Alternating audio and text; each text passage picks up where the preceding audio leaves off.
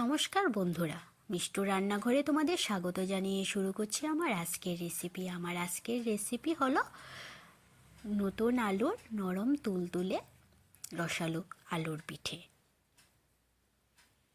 এর জন্য আমি এখানে 3টে আলু নিয়েছি। এখন আমি কড়ার মধ্যে জল দিয়ে দেব। আলুগুলি ধুয়ে কেটে তারপর সেদ্ধ করে নেব।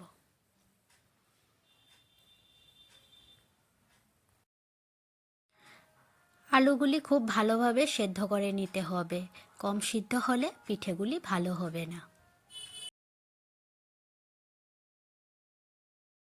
এদিকে আমি পিঠের জন্য চিনি শিরা করে নেব। এর জন্য আমি গ্যাসে একটা সসপ্যান বসিয়ে দিয়েছি। দিয়ে দেব পরিমাণ মতন জল। জল দেওয়ার পর দিয়ে দিলাম তেজপাতা।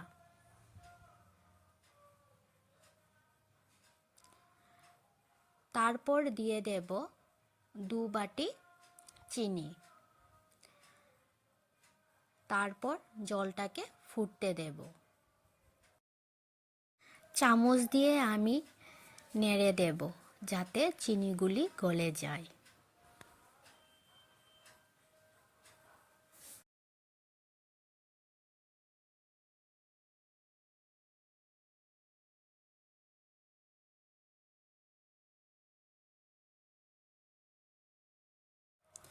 জলটা ফুটে এসেছে, এখন আমি 3টে এলাচ থেতো করে দিয়ে দিচ্ছি। চিনির শিরাটা আমার হয়ে গেছে।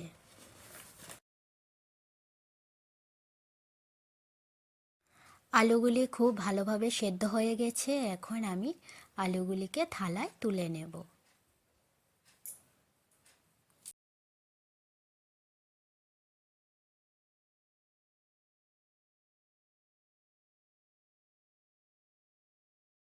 আলুগুলি থালায় নামানো হয়ে গেছে। এখন আমি আলুর খোসা ছাড়িয়ে নিচ্ছি।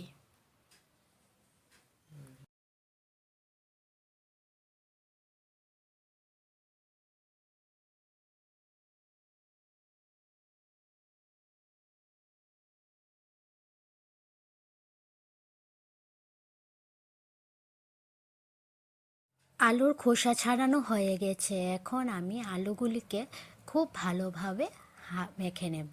আমি হাত দিয়ে মেখে নিচ্ছি।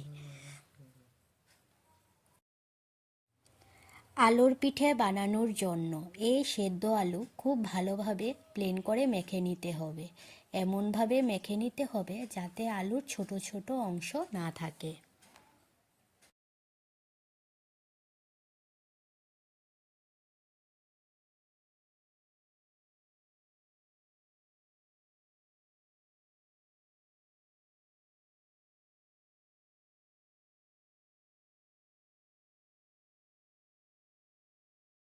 আমার আলু মাখা হয়ে গেছে। এখন আমি এই আলু মাখার মধ্যেই দিয়ে দেব অল্প পরিমাণ লবণ।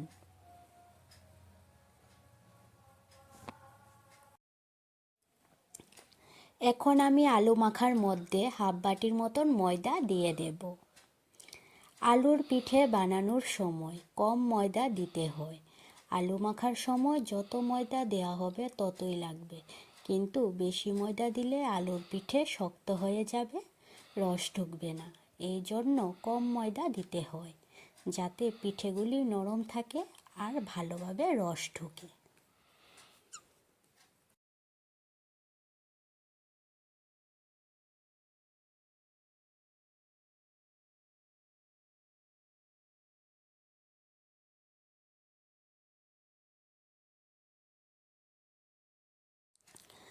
আমার আলু মাখাটা ভালোভাবে হয়ে গেছে।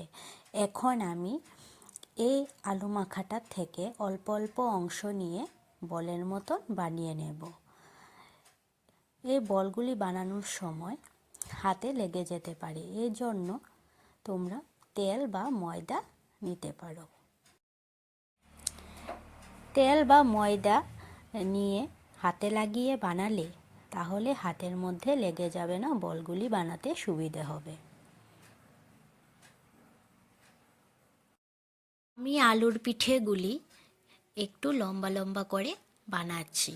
তোমরা তোমাদের পছন্দ মতো শেপ দিতে পারো।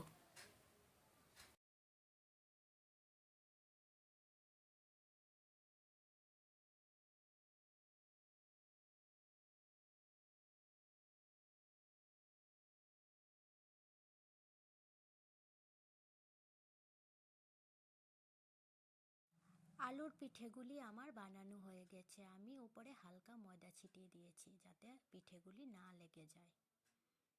এখন আমি এই পিঠেগুলি ভেজে নেব। এর জন্য কড়াইতে তেল দিয়ে দিয়েছি। তেলটা গরম হয়ে গেছে, এখন আমি পিঠেগুলি দিয়ে দেব।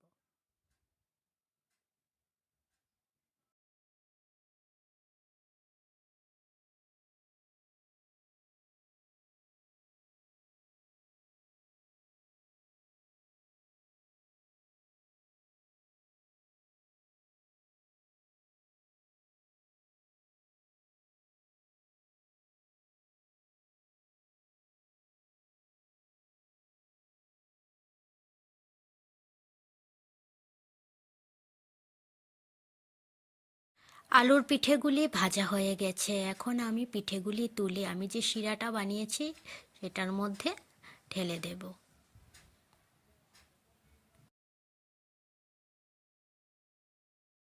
একই রকমভাবে আমি বাকি পিঠেগুলিও ভেজে নেব, লাল লাল করে ভেজে নেব।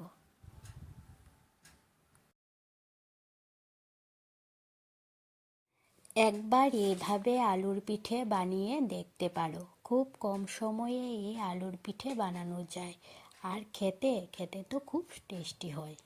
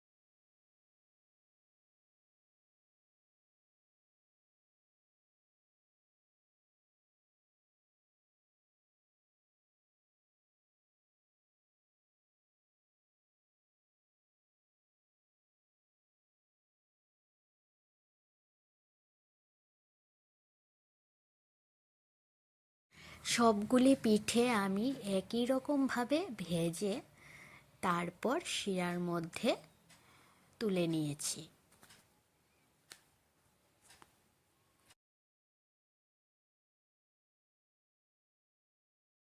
সবগুলি পিঠে শিরার মধ্যে তুলে নেওয়া হয়েছে। এখন আমি এই পিঠেগুলি 2-3 মিনিটের মতো ফুটিয়ে নেব, তাহলেই আমার পিঠে তৈরি হয়ে যাবে।